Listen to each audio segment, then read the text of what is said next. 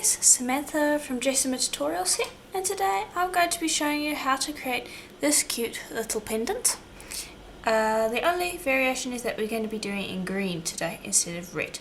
Now if you do want to do it in red, just swap the green alcohol inks I'm going to be using today for a red and orange variety and you should get this result. So you're going to need a pebble texture stamp and a piece of white clay run out on the thickest setting of your pasta machine, which is about 2 millimeters thick for me. Now I'm just dusting the top with a little bit of cornstarch, and this will prevent it from sticking too much in our texture stamp. Okay, and just remove that excess.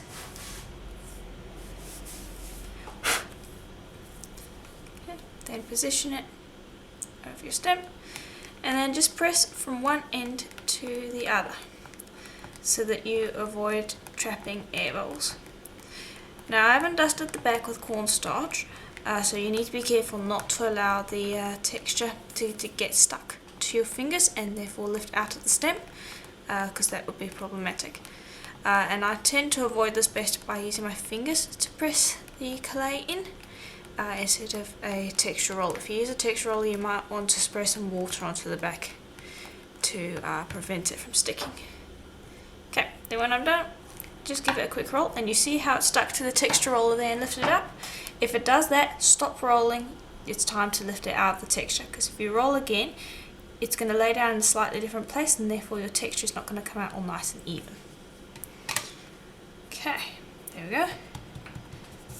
Now just gently press that down, and then you want to cut away your excess white, and then you can just place this white back in with your other white, and I'm using Primo today. There you go. Okay, so there we go. Now you're going to be using a little bit of alcohol ink and also some alcohol blending solution. So I'm just going to take this blending solution, I've opened that off to the side, and I'm also going to take some of my Pendant colours, and this is Rainforest Green, Lime Green, and finally Sunbright Yellow. Open those all off to the side. You don't want to open them over your clay because the alcohol ink can shed little dried bits of ink onto your clay, and that creates a undesirable effect. Okay, now you want to first start by spraying on a fair amount of that blending solution, not too much, enough, and then just work it over the surface, just so that everywhere is wet with it.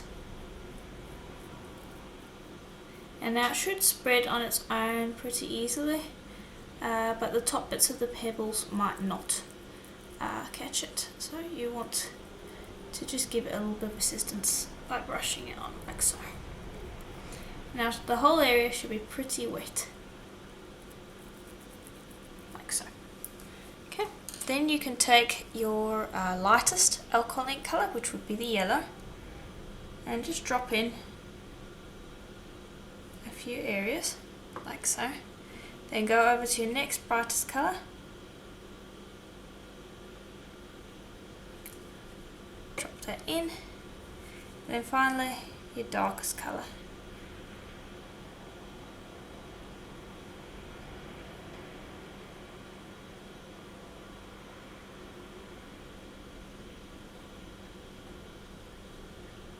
Just filling in the gaps with that. Then take your brush again and just assist that ink in coating the whole surface. You don't want pebble tops that are white, so you don't want any more white. And also the yellow, if it gets blended, that's perfectly fine. The yellow we don't want too much of, it's just supposed to provide kind of like a lighter green effect. And I've got a lot of alcohol ink and just general fluid on here. That is exactly what you want. and you want to now go and leave this for a good hour or so. I think it probably will take about an hour to start drying, but you want this to soak into the clay, which is very important, because if I bring over my other piece here, excuse the somewhat clashing colours, here we are. If you have a look here, this has been sanded, so if I, hopefully it will catch the light.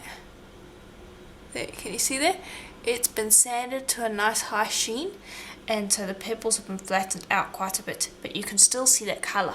And the alcohol ink sinking in and creating kind of like a stain, that is how we get the effect here. So if you do not leave this long enough to soak in, you will end up with pretty much mostly white when you sand it, and it's just not going to look as nice as it could if you left it for as long as possible. So the longer you leave it, the more the ink is going to soak in. So generally I'll leave it about an hour to 2 hours, or until the fluid is pretty much completely absorbed into the clay, and then after that we can move on to our next step. Okay, and so it's been about an hour, and so now I'm ready to dry off what's left of the alcohol ink and move on to the next step. So I've just got a wet wipe here, and I'm just going to rub it over the surface, and I'm just going to quickly, I'm not rubbing or anything like that, I'm just removing any excess that is left. So if it gets soaked up, that's good, because I don't want this to be wet anymore. Okay, but it should have all soaked in. Okay, so the next step is going to be to bring over some metallic gold powder, so some gold mica powder essentially, as you can see here.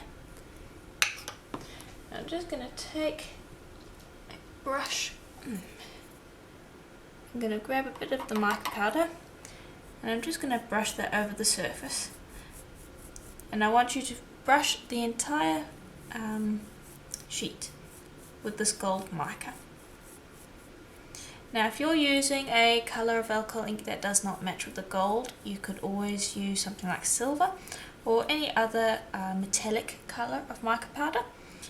I just think it adds a nice accent, and the gold was the one that I thought matched the nicest. So anyway, just continue brushing it over until you get a nice solid gold colour. Okay, there we go. Now just take a piece of plain printing paper, and I want you to gently burnish this, just so that we flatten out this texture just a little bit. I don't want to flatten out too much, just a touch. That should be alright. Just enough to flatten out the surface and make it basically even, and it will just mean that sanding later on goes better. Don't sand it out so much that you can't see the pattern anymore. You'll also see there that it's soaked up in the excess alcohol ink. Okay, so now I'm going to lift this off the tile, put that to the side and clean. Okay, and so now you want to run out a sheet of black polymer clay, about 1 millimeter thick. I'm just going to take that, and just make sure that your hands are clean of the gold mica powder, because you don't want to be getting that on the black if possible. And now I'm going to just take a nail brush. I'm just going to bring that over. So here, just a nail brush, and I'm going to just scrape across the surface like so. And don't worry if you mess up on one end, there's plenty of space here to fit our entire veneer. And scrape nice and deep, and this will create a really nice texture. Okay, there you go. Just lift it up, and I'm going to show you that texture in a moment. Just give me a second. So there you can see there, it kind of gives this beautiful fur pattern. And so you do want to just run over the surface with a brush, just to get rid of any flecks of clay. Like so.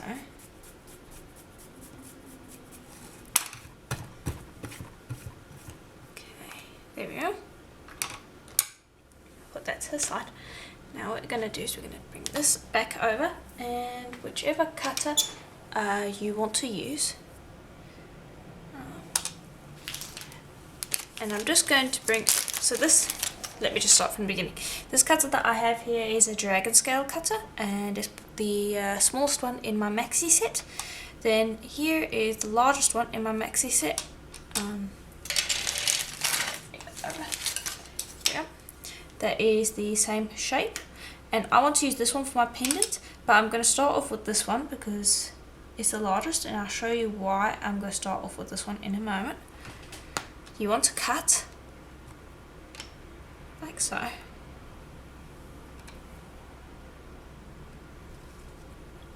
Then bring this over.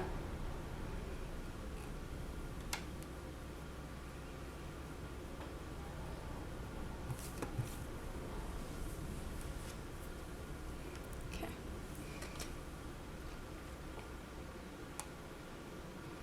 And actually you don't need the large one, forget that error in my design. Never mind. So there we are, that's the piece that you'll have.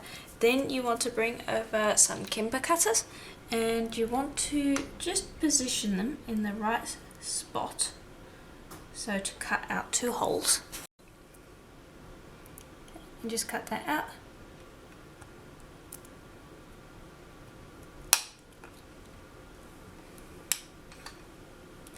Okay. And just remove that.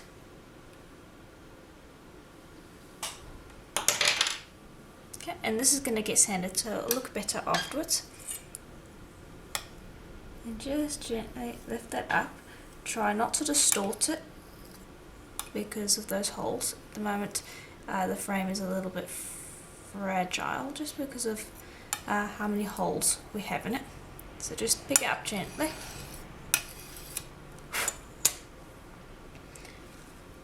Bring this over. Lace this down, gently tap it down, and then what I'm going to do is I'm going to use my blade to cut it out, because if I use my cutter I'm going to squish my back texture.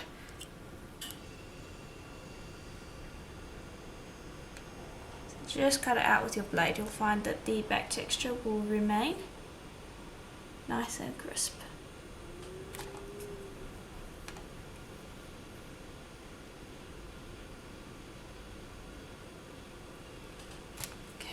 Then remove the excess black, put that back wherever you keep your black. And then I'm just going to quickly run my blade along the side here just to smooth it.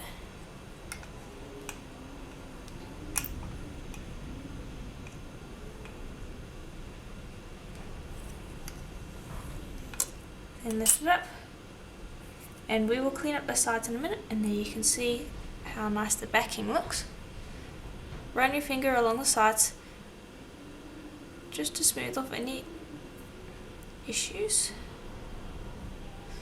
And the last thing I want to check is just to make sure that these are even. Yes, and this one too, because sometimes it can get distorted, so I like to just insert this and just make sure that it is completely round. Okay, then you want to place that, we'll take the kimber cutters out and then place that onto a piece of plain printing paper into the oven for a full hour. And then when it is done, we are going to give it a sand, and I'll be able to show you how this looks. And now don't worry about if we got some little white bits, we're going to paint this with black paint later on so that it's pure black, so don't worry about it having to look perfect. Okay, now while it's in the oven, we have a little bit of leftovers here that I want to show you what to do. So, if you have enough, you could cut out another piece, but let's say we don't have enough. So what I like to do, just going to cut this into strips. Doesn't have to be strips, just cut it into smallish pieces.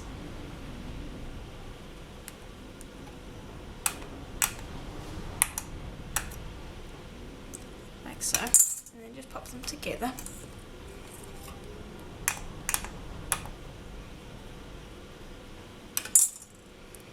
And you'll see how this looks in a minute.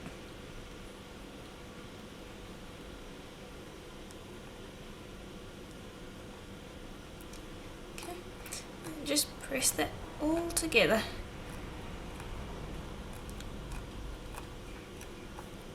And you might want to wear some gloves if you don't want to get your fingers stained, because the ink is still a little wet, and so it's going to definitely stain your fingers if you're not wearing any gloves.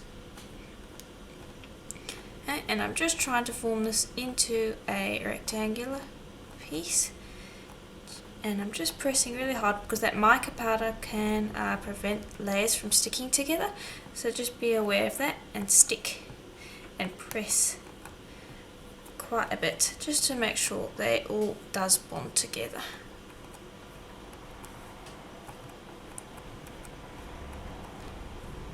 Okay, and then I just want to get this into a square, and then we can cut it.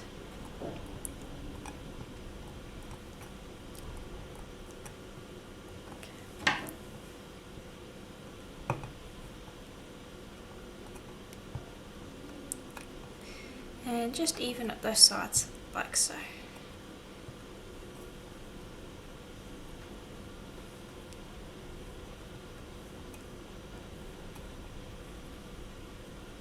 Okay. Then take a nice sharp blade. Okay.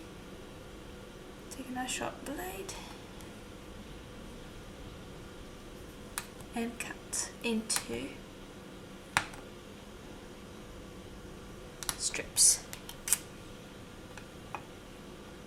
There we go, and you get this kind of interesting looking effect. So then I'll generally pop those pieces together, and then you can make a pair of earrings that will match in colour. So I'll form them into a sheet. I'll show you how to do that now. There we go. And now at this point, if you press together, it's going to make the white dirty, but that's fine, because once this has been sanded, it will clean it up quite a bit. So don't worry about that. It doesn't have to look clean right now. Now just take a piece of paper, and I'm going to give this a burnish, and this will bond the pieces together and also smooth it out so that it is completely even with no fingerprints. Do the same with this one, and then take small dragon scale cutters, and we're going to cut out a pair of earrings. Okay, so that'll have evened out, and just so we don't have to worry about the backing, okay, just pick this up, grab another piece, lay them down. So, and you can see the backing on this one's quite nice. This one, once we sand, will look nice as well. So we won't have to apply proper backings. And then just burnish this down thoroughly, because you're busy smoothing out, want to busy smooth out the back as well. Okay.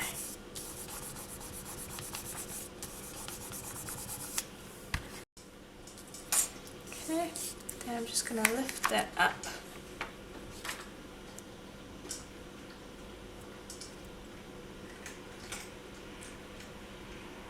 And then we're going to cut out a piece from where we like.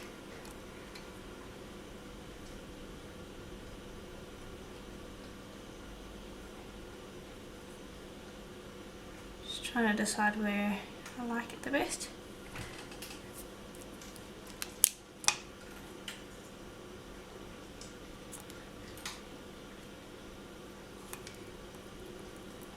And that one's stuck in the cutter, so you just use the paper to gently burnish that back flat.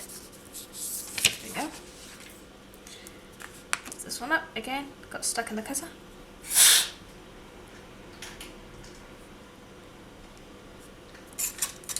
Use the paper to burnish that flat. And when I'm burnishing here, I'm not burnishing that hard. Grab this, and this basically will be leftovers now. This here we can sand later on with our pendant, and we can make a beautiful a pair of earrings with them. So that's another way to use the leftovers. So now I'm just quickly going to be brushing around the sides just to get rid of any stuff that we might have along the sides from the cutter. And then you'll put that in the oven with your pendant and bake for a full hour.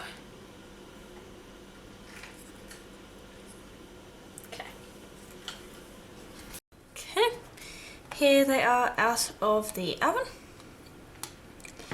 So these ones I'm going to leave, we just need to sand them. This one I want to paint the inside, and then I want to smear the sides to clean them up. So first thing is to grab a little bit of black paint, black acrylic paint that is,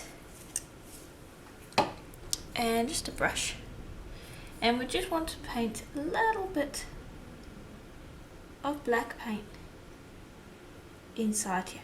And the other reason for this is just to give a nice clean solid black effect once we put the resin in. So make sure to do the sides. That's probably the most important bit because the base is already black. And don't worry if you happen to get paint on the outside, you can just quickly rub it off, but it's not a huge issue. Just make sure to clean up those sides as best you can. And then once you've done that, move on to the next one. And there we go, you can see that's a nice solid black now.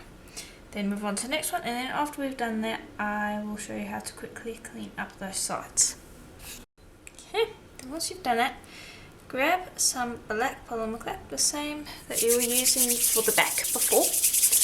Warm it up in your hands so it's nice and warm, and roll it into a cylinder. Then take that cylinder and smear it along the sides like so, and squish, warm it up again,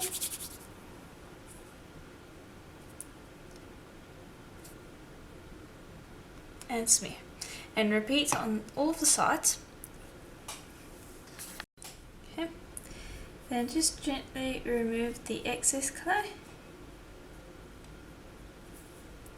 so that it is not stuck in your texture, because we're going to be baking this again, and the last thing you need is to have that in your texture.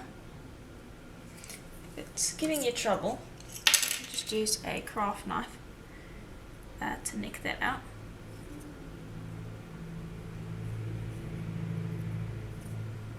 Like so. Okay. And then when we're done here, I'm just going to quickly show you how to smooth it off.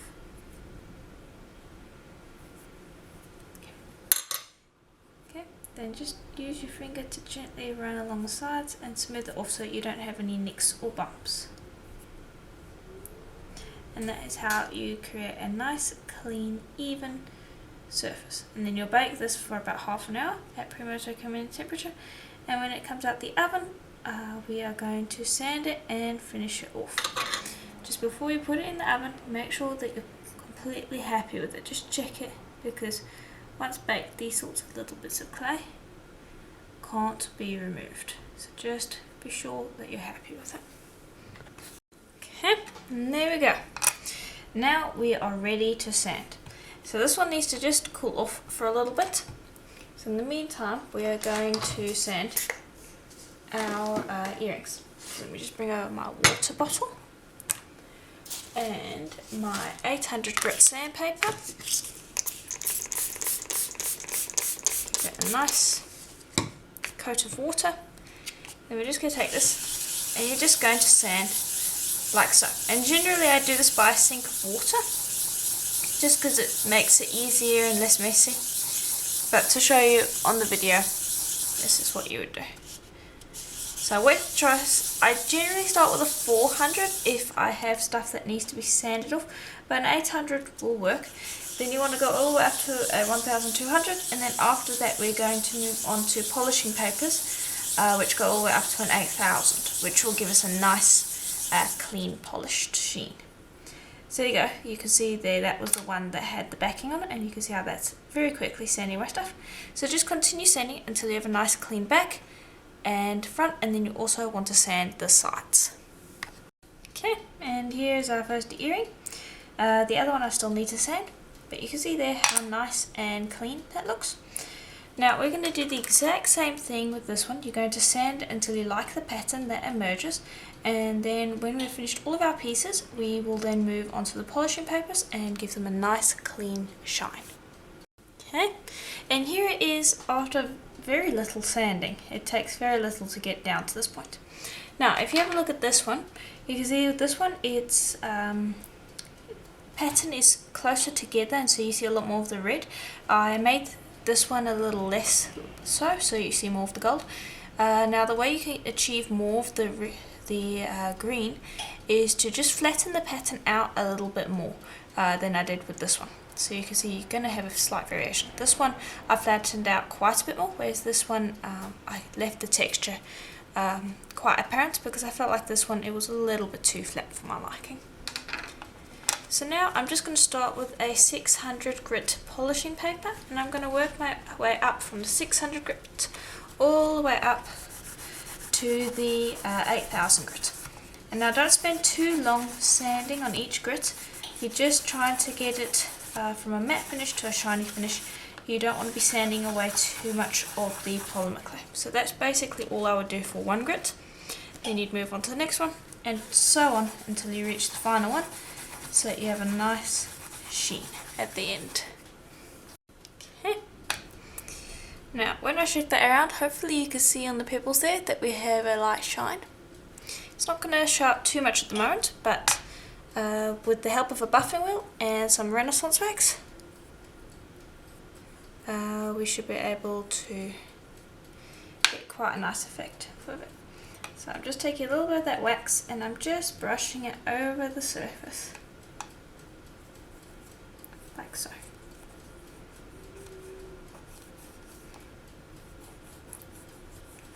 Okay. There we go. Now we are going to buff. So I've just got my buffing wheel here. And I'm using a Dremel 3000 if you're wondering.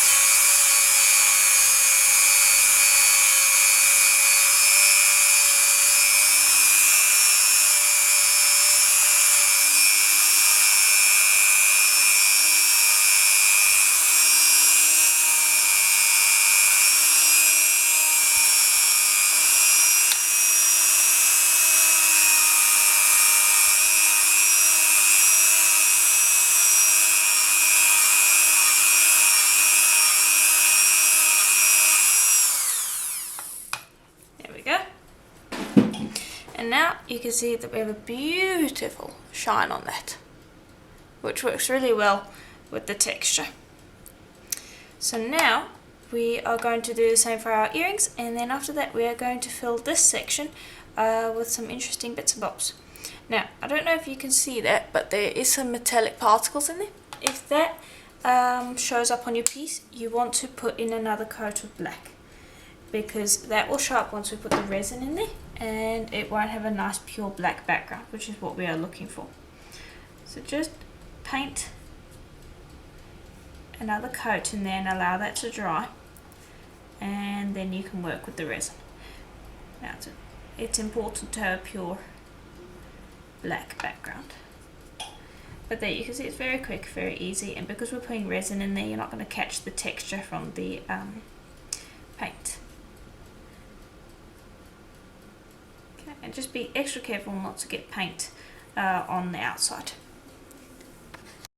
Okay, and here are these now that they have been buffed. So hopefully you can pick up in there how beautiful and shiny they are. It's a little difficult to catch, but there we go.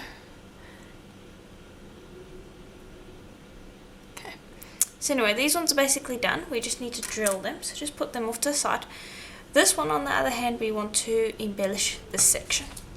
So I've got a resin mat here, and what we're going to do is we're just going to place some magic gloss into the center here, and you just want to add a little bit at a time, just a bit. It's basically just to coat the bottom. So I'd say probably about 2 drops in the large one and 1 drop in the small one, like so. And use a skewer to just gently get that to coat the edges, like so. And there you can see how that goes, a beautiful pure black. We wouldn't get that pure black if we hadn't painted it again, because we would have been able to see the gold metallic particles in there. But see how it flattens out all the texture and it just looks like one pure black solid canvas, which is exactly what we want. Now we're going to bring over some little cogs I've got here, and I want you to pick out some that you like. So here is one.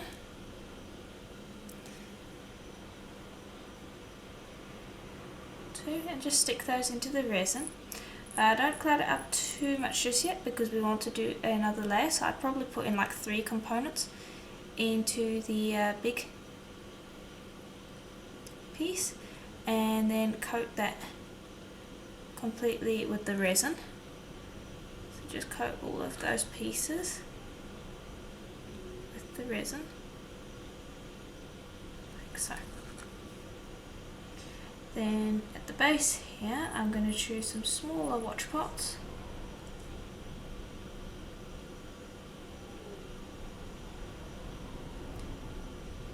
Okay. Like so. And I also want a little silver piece. It's a nice one. And I'll probably just put 2 inside here. And then you're going to pop that into the UV light for roughly around 5 minutes, just until this resin layer has set. Then once it has set, we are going to pour on another layer and add some more pots. Okay, and it should be just hard enough that you can put your skewer in there without it sticking and lifting up, but you can see it creates a dent, which is fine. So now we're going to take this again, and let's see which ones do we want. A cute little one. Actually, before we do that, we need to put some more resin. So at this time we're going to put probably around 3 to 4 drops in. 1, 2, 3, 4. Then probably around 2 in this one. 1, 2.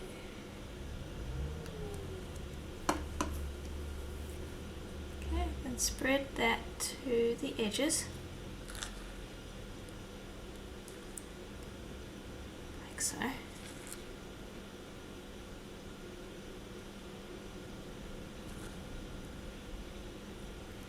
do the same with this one, spread it to those edges. Okay. And I'm going to select pieces that I like. I'm going to insert them.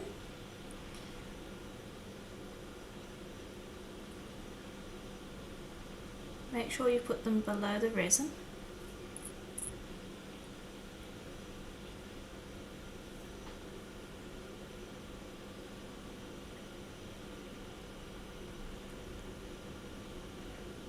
So.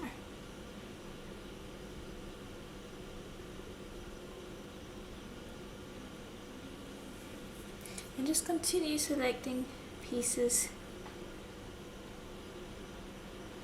until you are happy with the result. And this one I'll probably put another drop in. This one's okay, and that will be the final coat. And so you'll put that coat in for probably around say about 15 minutes. Yeah, about 15 minutes, which should have it fully cured.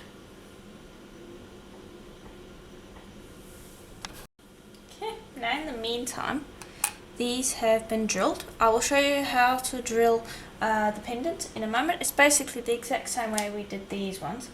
So have a look at that in a moment. And I'm just going to bring over 2 ear wires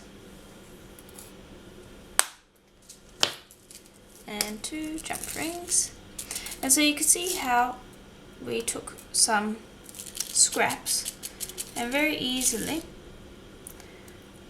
turn them into a beautiful pair of earrings. So there's no such thing as scraps in polymer clay, at least not for the most part. Sometimes they're like real dregs and they have to become scraps, but even those can be used for things like bead cores and other bits and bobs. Bead cords, making your own stamps, props for holding your beads up while they're in the oven, all things like that. So again, no waste in polymer clay. Not all of it's going to turn into a beautiful piece of jewellery, but for the most part,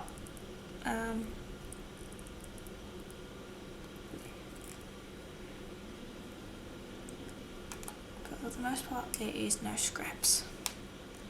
Okay, and now I'm just busy finishing these off. You just grab a jump ring, open it up like so. You grab a ear wire, and I just need to twist this like so.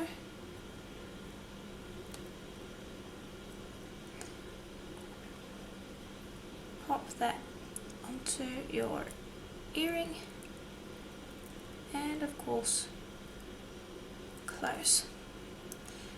And there you go, you've got a beautiful earring pair.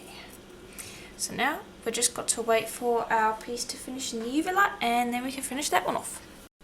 Okay, so it's out the UV light, and here you can see how that looks.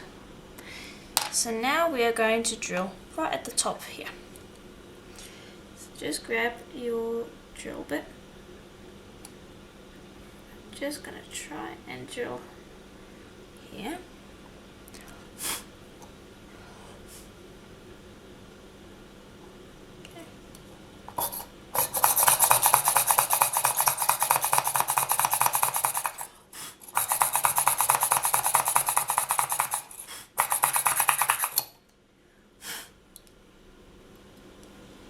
And drill straight through.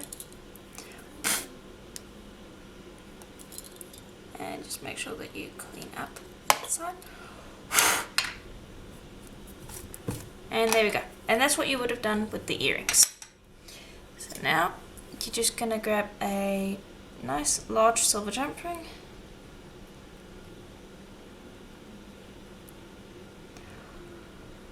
Or gold, whichever one you want. Just open it up enough that it's going to fit through there. There we go. And attach that to a bail of your choice. Close that up, like so.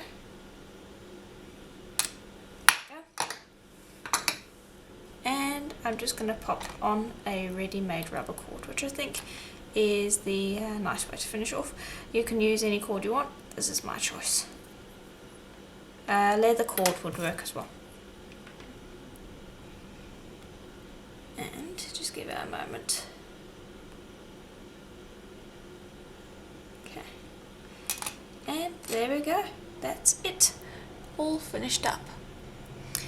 So that is basically all there is to this tutorial. I do hope that you enjoyed and that you learnt something new. I do hope that you learnt something new.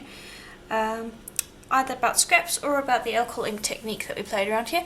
Keep in mind, the longer you keep the inks on the white clay, the more they will soak in. Also, if you want something that looks a little bit more like this one, remember to flatten out your texture a little bit more than I did. I chose to not flatten out quite so much because I wanted to show you a variation. But basically that is it. So if you have any questions, let me know in the comments below, and I will see you in the next tutorial. Bye for now.